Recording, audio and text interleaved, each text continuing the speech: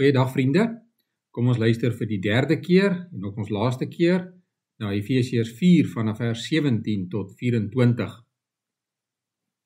Dit sê en bevestig ek dan in die Here, julle moenie meer soos die heidene met hulle niks beduidende gedagtes leef nie.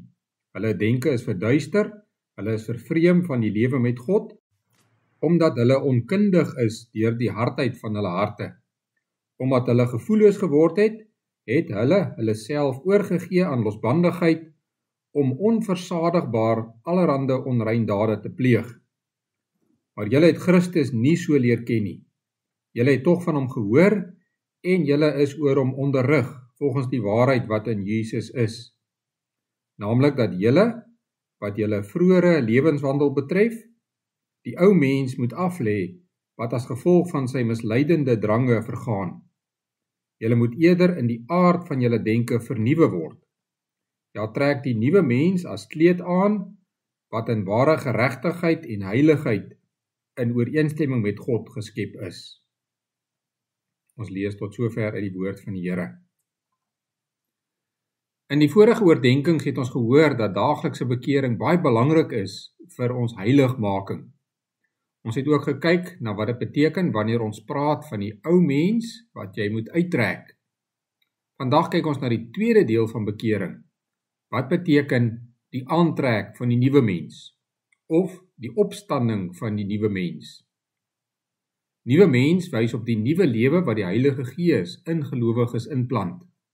Die nuwe mens beteken dat ons verlosser Jesus in ons lewe, dat hy al hoe meer deel word van ons lewe en dat dieselfde gesindheid wat in hom was, ook in ons moet wees. Hoe trek ons die nuwe mens aan?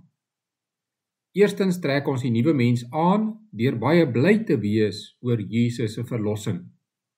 Die dryfkrag en motivering van die nuwe mens wat ons aantrek, is blydskap en dankbaarheid. Mense kan op verskillende maniere gemotiveer word om iets te doen. Soms word mense gemotiveer om te doen wat reg is, omdat hulle bang is dat hulle gestraf word. Mense sal ook doen wat reg is, omdat hulle wil beter wees as die mense wat dinge verkeerd doen. Maar gelowiges se motivering om 'n nuwe lewe te leef, is nie vrees of hoogmoed nie. Ons motivering is dankbaarheid en blydskap omdat God ons verlos het. Tweedens trek ons die nuwe mens aan deur die lus en liefde om God se wil te doen. Om God te gehoorsaam en te dien is vir gelowiges nie 'n las nie, maar 'n vreugde. Daarom kan ons saam met Paulus sê, diep in my wese vind ek vreugde in die wet van God. Die aantrek van die nuwe mens is dus nie net om die regte dinge te doen nie. Net soos by die uittrek van die ou mens, begin dit in ons hart.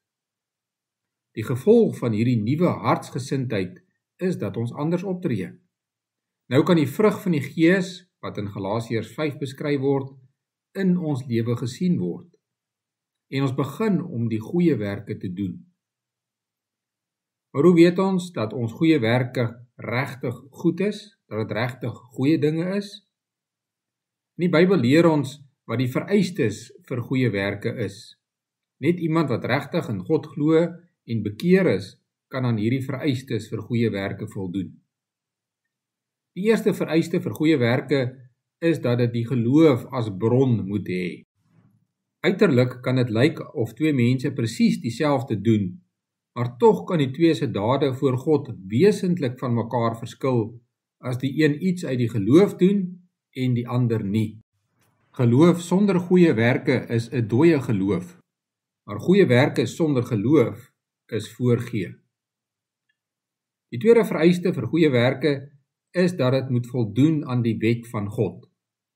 Verskeie maatstawwe word deur mense gegee om vas te stel of 'n sekere daad regtig 'n goeie daad is. Een so 'n maatstaf is of jy met jou daad 'n goeie doel voor oë gehad het. Dit bring ons by die standpunt dat die doel die middel heilig. Alles, of dit nou diefstal of oorspel is of bedrog is aanvaarbaar as jou doel goed is.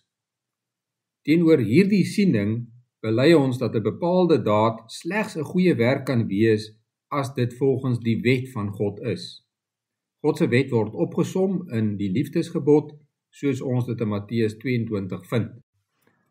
Daarom moet elkeen van ons onsself afvra of ek my dade uit liefde doen en of dit volgens God se wil is. Die derde vereiste is dat die doel van ons goeie werke God se eer moet wees. Ons kan so maklik goeie werke doen om geprys te word.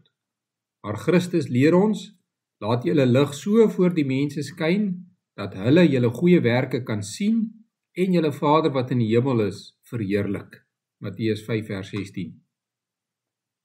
Wanneer laas was daar bekering in jou lewe? Wanneer laas het jy tot inkeer gekom en jou regtig bekeer? As dit lanklaas in jou lewe gebeur het, roep die Here jou om dit vandag te doen. En nie net vandag nie, maar gereeld, elke dag van jou lewe. Bekering vra baie gebed en selfverloning van die gelowige. Daarom hoor ons die opdrag in 1 Timoteus 4 vers 7.